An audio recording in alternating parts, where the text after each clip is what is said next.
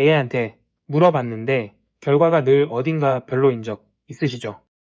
이게 모델 탓이라고 생각하면 평생 안 풀립니다. 진짜 원인은 따로 있어요. 일반 LLM은 똑똑하긴 합니다. 그런데 우리 회사, 우리 팀, 내 도메인은 모릅니다. 즉, 도메인 지식이 빠진 채로 답하는 거예요. 오늘 보여드릴 건 그 지식을 주입하는 4가지 방법입니다. 이 4가지를 다 보고 나면 내 상황엔 어떤 게 맞는지 바로 결정할 수 있어요. 첫 번째 패턴은 가장 쉽습니다. 정적 컨텍스트 파일이라고 부르는데요. 한 장짜리 매뉴얼이라고 생각하시면 돼요. 신입이 들어오면 책상에 안내문 한 장 놓고 가잖아요. 그거랑 똑같아요. 파일 이름은 보통 클로드 MD 또는 에이전트 MD입니다. AI가 일하기 전에 그 파일을 먼저 읽고 시작해요. 효과는 생각보다 큽니다. 한 논문 실험에서 이 파일 하나만 추가했더니 작업 시간이 29% 줄었고 답변 길이도 17% 짧아졌어요. 짧다는 건 군더더기 없이 정확해졌다는 뜻이에요. 시작 비용이 거의 없습니다. 누구나 오늘 바로 적용 가능합니다. 그런데 한 가지 함정이 있어요. 도메인이 커지고 규칙이 많아지면 파일이 너무 두꺼워져서 AI가 한 번에 다 못 읽습니다. 그래서 두 번째 패턴이 등장합니다. 두 번째 패턴은 서브 에이전트 분리입니다. 이건 부서별 전문가에게 전화를 돌리는 방식이에요. 회사에 전화하면 안내 데스크가 받죠. 어떤 일로 오셨어요? 아, 그건 인사팀이요. 돌려드릴게요. 이런 거예요. 메인 AI가 안내 데스크 역할만 하고 실제 일은 도메인별 전문가 AI가 합니다. 이렇게 나누면 각 전문가는 자기 분야만 알면 되니까 컨텍스트가 가벼워져요. 한 오픈소스 사례에서는 이 방식으로 토큰 사용량을 97%까지 줄였습니다.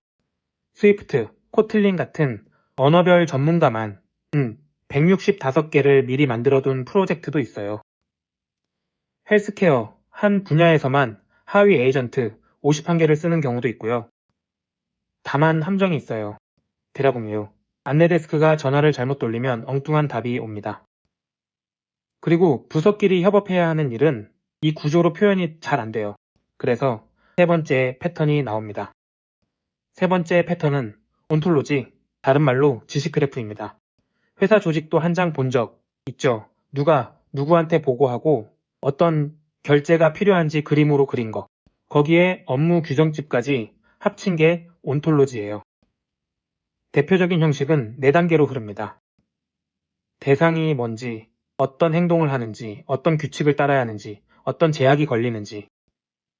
이걸 그래프로 그려두면 AI가 이 상황엔 이 규칙이 적용되네를 알아서 따라갑니다. 한 솔루션에선 이 방식으로 토큰을 30% 이상 줄였고 컨텍스트가 다른 도메인끼리 섞이는 오염도 막았어요. 서울대 박찬진 교수 연구팀은 같은 아이디어로 283개 세션 실험을 돌려서 즉흥적으로 코딩하는 방식의 한계를 정량적으로 보였습니다. 이게 다만 단점이 있어요. 조직도와 규정집은 그리는 데만 시간이 많이 들어갑니다.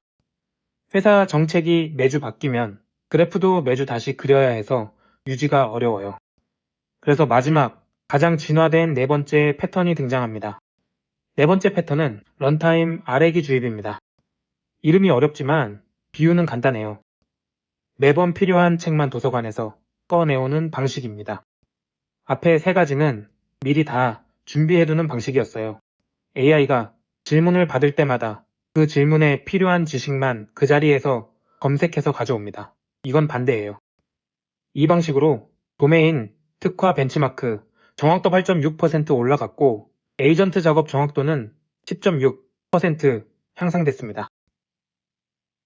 그것보다 중요한 게 있어요. 컨텍스트가 시간이 지나면서 무너지는 현상, 그러니까 컨텍스트 붕괴를 막을 수 있다는 점입니다.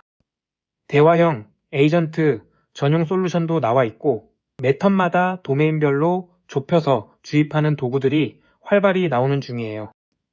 단 트레이드 오프가 명확합니다. 인프라가 복잡해지고 결국 검색 품질이 결과 품질을 결정합니다. 도서관이 잘 정리돼 있어야 필요한 책을 빨리 찾을 수 있는 것처럼요. 자, 이제 본인 상황을 보세요. 도메인이 작고 거의 안 변한다 MVP 단계다. 그러면 패턴 1번, 정적 파일이에요. 오늘 바로 시작 가능. 도메인이 영역별로 명확히 나뉜다. 예를 들어 언어별, 부서별로. 그럼 패턴 2번, 서브 에이전트.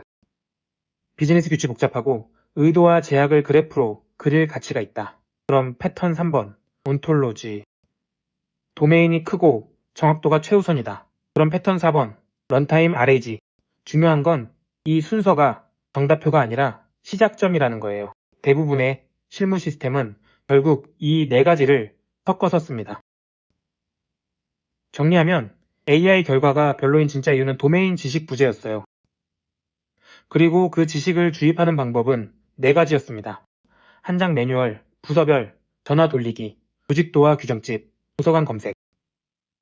지금 본인 상황은 1번부터 4번 중에 댓글에 숫자 하나만 적어주세요. 구독해두시면 각 패턴별로 실제 어떻게 구현하는지 다음 영상에서 하나씩 보여드릴게요.